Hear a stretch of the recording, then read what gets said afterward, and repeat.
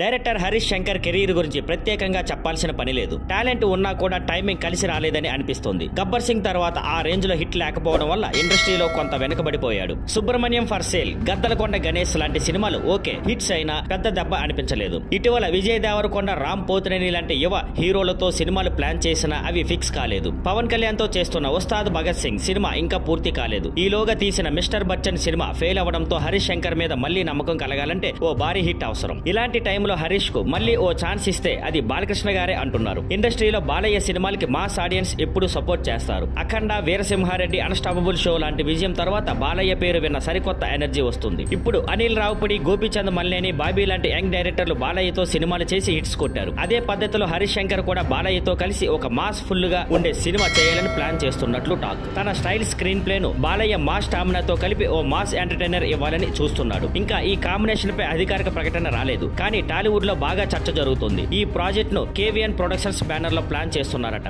ప్రస్తుతం బాలయ్య అఖండ 2 సినిమా చేస్తున్నాడు. అది పూర్తయిన తర్వాత హరీష్ శంకర్ సినిమా మొదలయ్యే ఛాన్స్ ఉందంటున్నారు. డేట్స్ క్లియర్ అయితే త్వరలోనే అధికారిక అప్డేట్ రావచ్చు. Thank you for watching. Please like, share and subscribe.